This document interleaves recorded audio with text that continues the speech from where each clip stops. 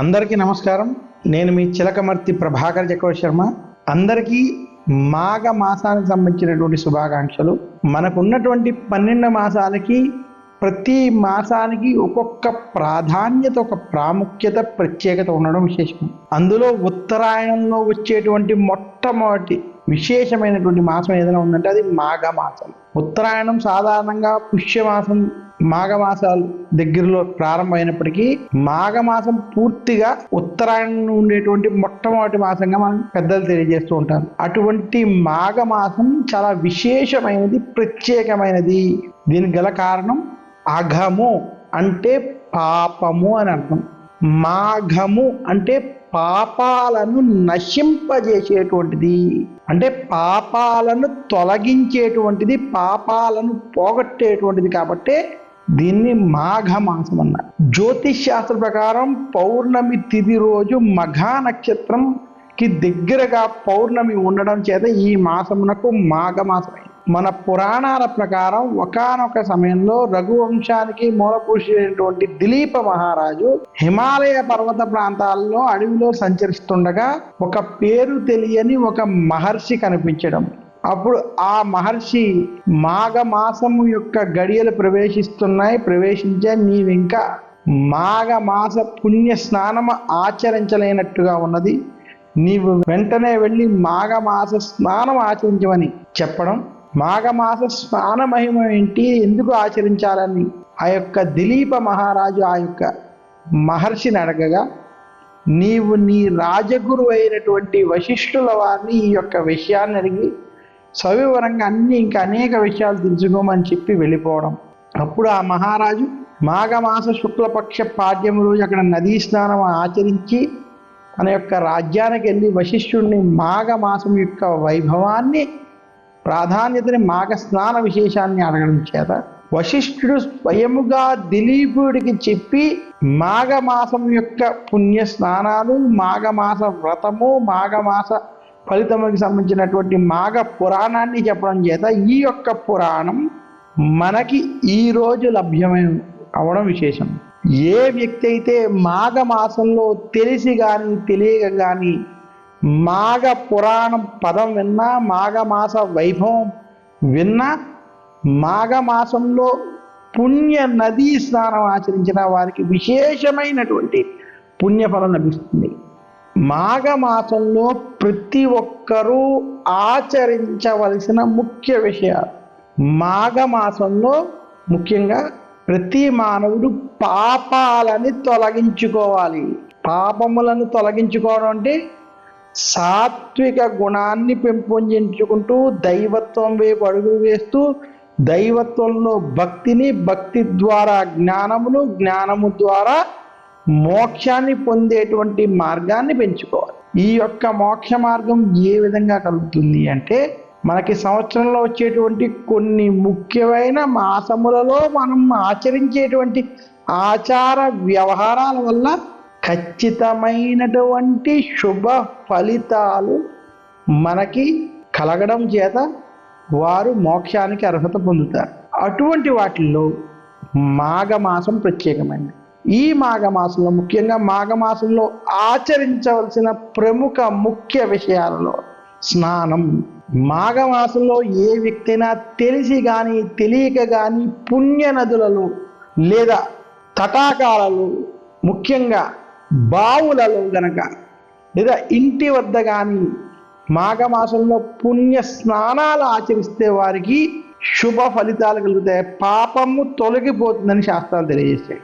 అంటే మనం తెలిసి కానీ తెలియక చేసినటువంటి పాపాల నుండి క్షమాపణ కోరుకుంటూ ఏ వ్యక్తి అయితే మాఘమాసంలో పుణ్య నదీ స్నానాలు ఆచరిస్తారో వారికి శుభాలు కలుగుతాయి.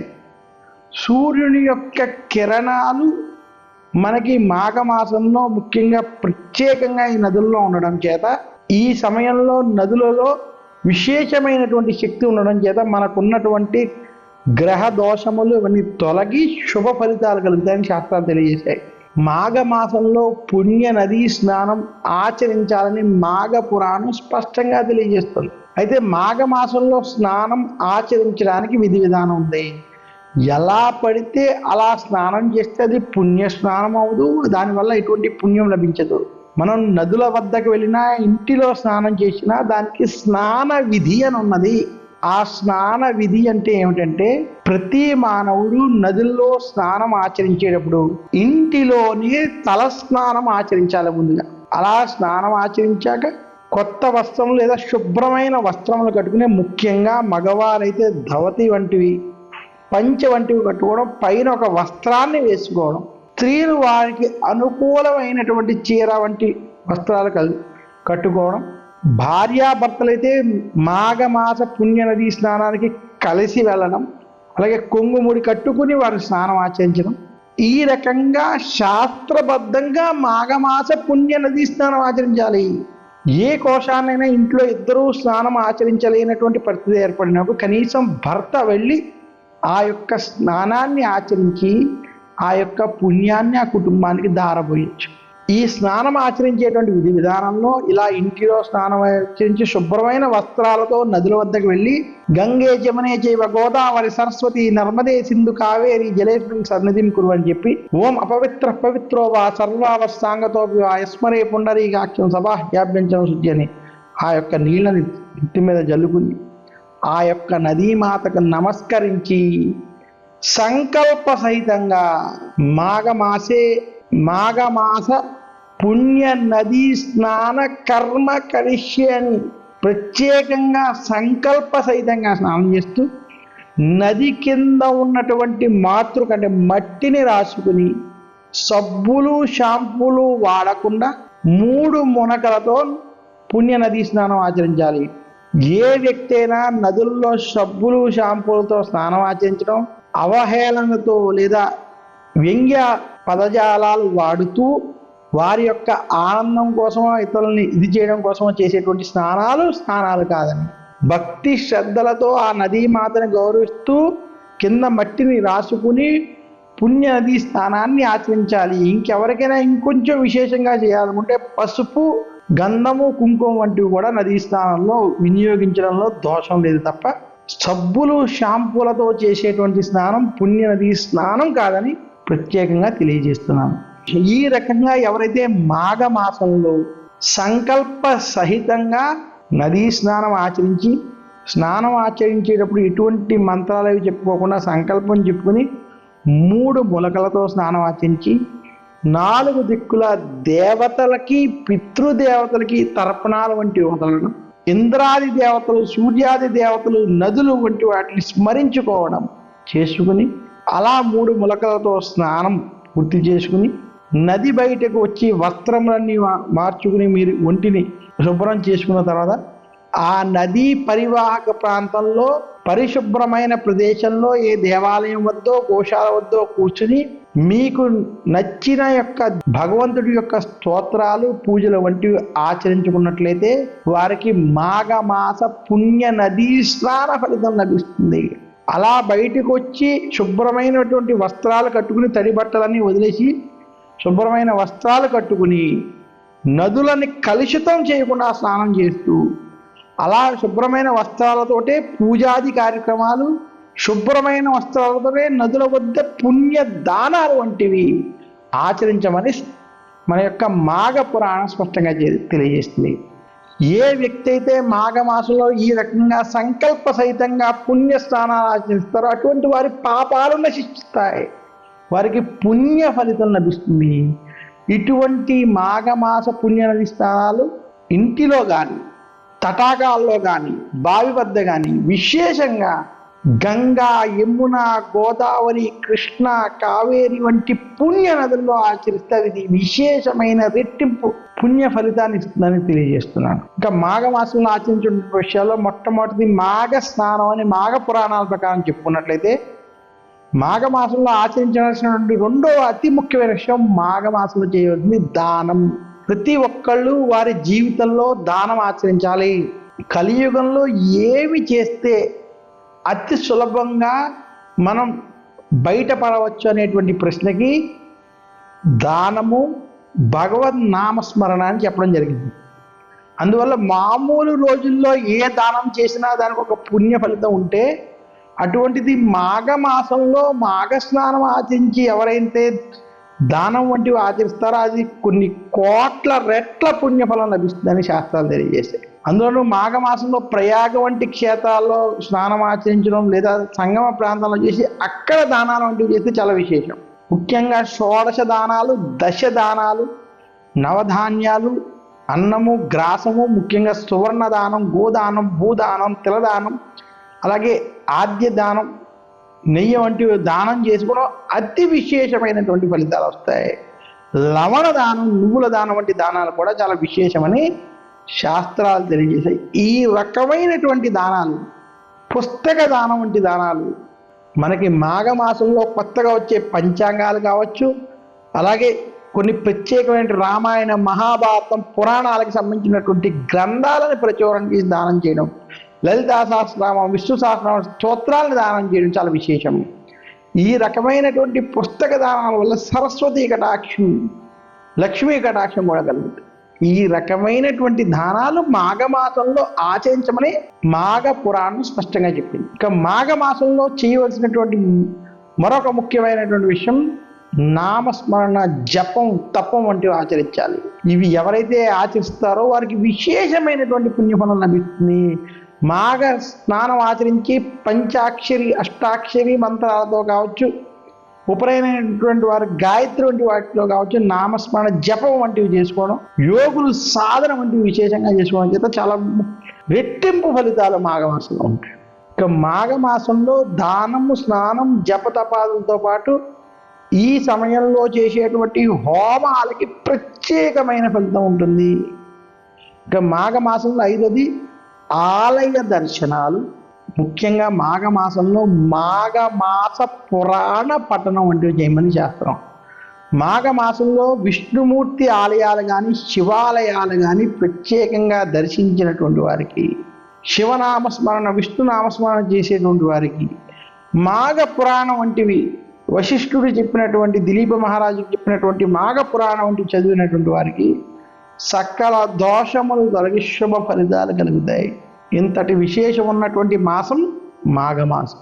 మాఘమాసంలో అందుకనే మనకి శ్రీ పంచమి వంటి పండగలు, రథ సప్తమి వంటి పండగలు, అలాగే మాఘ పౌర్ణమి రోజు ప్రత్యేకంగా పార్వతీదేవి అమ్మవారు జన్మించినటువంటి రోజుగా చెప్తారు. అటువంటి మాఘ పౌర్ణమి రోజు గౌరీదేవిని ప్రత్యేకంగా పూజించాలని శాస్త్రం.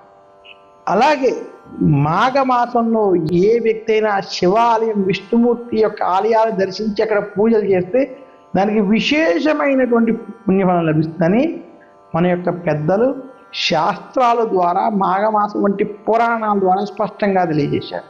మాఘమాసంలో మనం ఆచరించవలసిన ముఖ్య విషయాలలో అత్యంత ముఖ్యమైనది, చాలా ప్రత్యేకమైనది, మాఘమాసంలో ఏ వ్యక్తి అయినా తెలిసి కానీ తెలియక కానీ సూర్యారాధన చేసినట్లయితే ఆయుష్షు, యశస్సు, ఆరోగ్యం కలుగుతుంది. మాఘమాసం 30 రోజులు ఏ వ్యక్తి అయితే తలస్నానాన్ని ఆచరించి మాఘ పురాణం పఠిస్తూ సూర్యారాధన చేస్తే సకల దేవతల్ని ఆరాధించినట్టే. ముఖ్యంగా రథసప్తమి రోజు విశేషంగా సూర్యారాధన చేసిన వాళ్ళకి చాలా విశేషమైన ఫలితం. మాఘమాసంలో ఉపనయనం అయిన వారు ప్రత్యేకంగా గాయత్రి చేసి అది దారపోసినటువంటి చేయడం చేత విశేషమైనటువంటి ఫలితం లభిస్తుంది.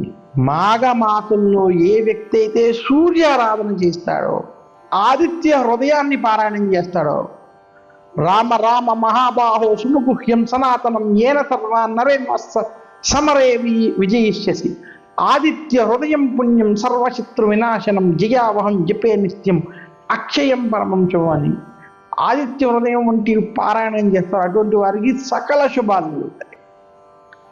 ఇంకా వేదాలలో అతి ముఖ్యమైనటువంటి అరుణ పారాయణం చేయడం, చేయించడం, వినడం చేత విశేషమైనటువంటి ఫలితం మాఘమాసంలో కలుగుతుంది. మాఘమాసంలో ఏ వ్యక్తి అయినా తెలిసి కానీ తెలియక కానీ అరుణాన్ని వింటాడో వారికి సకల వేదాలు విన్న ఫలితం లభిస్తుంది. పూర్తి వేదముల యొక్క సారం అరుణముగా తెలియజేశారు. అరుణ మహామంత్రాలు చాలా ప్రత్యేకమైనవి, విశేషమైనది. అందులోనూ ఓం భద్రం కర్ణేభి శృణుయామ దేవా భద్రం పశ్యే మాఖ్య బిర్యజత్రా తిరైరంగై సుష్టువాగంశస్తనోభి వ్యశేవ దేవహితం యదాయు స్వస్తిన ఇంద్రో వృద్ధస్రవా స్వస్తిన పూషా విశ్వవేదా స్వస్తి నష్టాఖ్యో అరిష్టనేమి స్వస్తి నో బృహస్పతిర్దదాతు అని ఏ రకమైనటువంటి అరుణ మంత్రాలని చదువుకోవడం వినడం చేత సూర్య భగవాన్ యొక్క అనుగ్రహము, సూర్య భగవాన్ యొక్క వైభవం మనకు తెలుస్తాయి. వేదాలకి సంబంధించిన పూర్తి సారము, వేదములన్నీ చదివినటువంటి ఫలితము మాఘమాసంలో ఒక్క అరుణ పారాయణం చేయడం, అరుణ వినడం చేత లభిస్తుంది. ఇక మాఘమాసంలో రథసప్తమి రోజు తెలిసి కానీ తెలియక కానీ సూర్యారాధన, సూర్య నమస్కారాల నుండి చేయడం, ఆ రోజు బెల్లముతో చేసిన పరవాన్నాన్ని సూర్యనారాయణమూర్తికి నివేదన చేయడం అత్యంత విశేషం. మాఘమాసంలో రథసప్తమి రోజు పుణ్యనదుల వద్దకు వెళ్ళి ఆ రోజు పుణ్యనదీ స్నానాన్ని ఆచరించి సూర్యనారాయణమూర్తికి తర్పణాలు వంటివి వదిలి ఆ రోజు ముఖ్యంగా ఆదిత్య హృదయం, అరుణం లేదా సూర్యాష్టకం వంటివి పఠించినటువంటి వారికి సకల దోషాలు, గ్రహ దోషాలు తొలగి ఆరోగ్యము, ఆనందము, ఐశ్వర్యము కలుగుతాయని తెలియజేస్తున్నాను. ఏ మానవుడైనా తన జీవితంలో ఆయుష్షు, ఆరోగ్యము, ఆనందము, ఐశ్వర్యము కావాలని కోరుకునేటువంటి వారు మాఘమాసంలో పుణ్య నదీ స్నానాలు ఆచరించి సూర్యారాధన వంటివి చేయడం చేత, మాఘ పురాణం వంటివి పఠించడం చేత సకల శుభాలు కలుగుతాయని తెలియజేస్తూ మరొక్కసారి ఈ మాఘమాసానికి సంబంధించినటువంటి ప్రత్యేక కార్యక్రమంలో మనం మాఘ పురాణ వైభవం, సూర్యనారాయణ యొక్క వైభవం, అలాగే మాఘ స్నాన వైభవం ఇవి ఏవైతే మనం తెలుసుకున్నామో ఇవి మాఘమాసంలో వినడం చేత దిలీప మహారాజు వశిష్ఠుని యొక్క నామస్మరణం చేత ఆ పుణ్య ఫలితాలు మనకు లభిస్తాయని కూడా తెలియజేస్తున్నాను. ఇక మాఘమాసంలో ప్రతి ఒక్కరూ ఆచరించవలసినటువంటి విషయాలు, ఈ మాసం శాంతముగా ఉండడానికి ప్రయత్నించాలి. ఆవేశానికి, ఆవేశపూరిత నిర్ణయానికి దూరంగా ఉండాలి. మాఘమాసంలో ఏ వ్యక్తి అయితే భక్తి శ్రద్ధలతో, సాత్విక గుణముతో వారి యొక్క జీవితంలో ముందుకు వెళతారో, మాఘమాసంలో ప్రత్యేకంగా రామాయణం, మహాభారతం వంటివి చదువుకోవడం, భగవద్గీత వంటివి చదువుకోవడం, ఇవి కుదరని పక్షంలో కనీసం విష్ణు సహస్రనామాలు వంటివి పారాయణం చేయడం వల్ల చాలా విశేషమైనటువంటి పుణ్యం లభిస్తుంది. మాఘమాసంలో ప్రతి ఒక్కరూ మాఘ పురాణం, విష్ణు సహస్రనామం, భగవద్గీత, ఆదిత్య హృదయం, సూర్యాష్టకం వంటివి పఠించాలని శాస్త్రాలు తెలియజేస్తాయి. ఇవి పఠించడం చేత, ఇవి తెలుసుకోవడం చేత ఈ యొక్క శ్రీ మహావిష్ణువు యొక్క ఆలయ దర్శనాలు, శివాలయ దర్శనాలు, ప్రత్యేకించి సూర్యనారాయణమూర్తి ఆలయ దర్శనాలు చేయడం చేత విశేషమైనటువంటి శుభ ఫలితాలు కలుగుతాయి.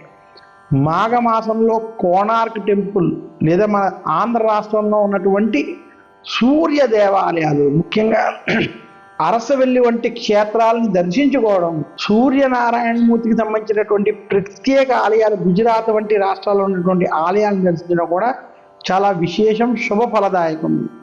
ఇక మాఘమాసంలో ఏ వ్యక్తి అయినా ఆవు నేతితో ఇంటి యందు కానీ, తులసి కోట వద్ద కానీ, శ్రీ మహావిష్ణువు యొక్క ఆలయాల్లో కానీ, లక్ష్మీదేవి యొక్క ఆలయాల్లో కానీ దీపారాధన చేస్తారో, లేదా ఇంటిలో సూర్యనారాయణమూర్తి ఎదురుగుండా దీపాలను వెలిగిస్తారో, రావి చెట్టు కింద దీపాలు వంటివి పెడతారో, అటువంటి వారికి సకల శుభాలు కలుగుతాయి. మాఘమాసంలో దీపారాధన చేయడం, దీపదానం వంటివి చేయడం కూడా చాలా విశేషం. ఇక మాఘమాసంలో ప్రత్యేకించి పుణ్య నదీ స్నానం, పురాణ పఠనం, దైవారాధన, సూర్యారాధన వంటివి చేయమని శాస్త్రాలు తెలియజేసే. వీటితో పాటు మాఘమాసంలో దానాలు విశేషమైనటువంటి పుణ్య ఫలితాలు ఇస్తాయి. ఇటువంటి మాఘమాసంలో ఏ వ్యక్తి అయినా తెలిసి కానీ తెలియక కానీ పుణ్య దానాలు వంటివి చేస్తే 1,000,000 రెట్ల ఫలితాలు ఇస్తాయని శాస్త్రాలు తెలియజేస్తూ మాఘమాసంలో శుభకార్యాలకి ప్రశస్తం. మాఘమాసం ఉత్తరాయణంలో వచ్చేటువంటి మొట్టమొదటి మాసం. ఈ మాసంలో గృహారంభ, గృహప్రవేశాలు సత్ఫలితాలు ఇస్తాయి. మాఘమాసంలో గృహారంభ, గృహప్రవేశాలు చేసుకునేటువంటి వారికి అఖండ విజయాలు, ధన వృద్ధి కలుగుతుందని శాస్త్రం. మాఘమాసంలో వివాహం జరిగినటువంటి వారికి జీవితాంతం వారికి శుభ ఫలితాలు ఉంటూ ఆ దంపతులు సుఖ సౌఖ్యాలతో ఉంటారని, వర్ధిల్లుతారని కూడా శాస్త్రాలు తెలియజేస్తున్నాయి. అంతటి విశేషమైనటువంటి మాఘమాసం. మాఘమాసంలో ఉపనయనం అవడం చాలా అదృష్టంగా భావించాలి. సూర్యనారాయణమూర్తి యొక్క అనుగ్రహం ఉండేటువంటి మాఘమాసంలో ఉపనయనాలు వంటివి అవడం, వివాహం అవడం, గృహారంభ గృహప్రవేశాలు వంటివి జరగడం చేత వారికి చాలా శుభకార్యాలు జరుగుతాయి. షోడశ కర్మలకు సంబంధించినటువంటి ఏ శుభకార్యాలైనా సరే మాఘమాసంలో జరుపుకోవడం అత్యంత శుభ ఫలితం అని కూడా తెలియజేస్తూ, ఇంతటి విశేషం, ఇంతటి ప్రాధాన్యత, ప్రాముఖ్యత ఉన్నది కాబట్టి మాఘమాసం పాపాలని తొలగించేటువంటి మాసం మాఘము.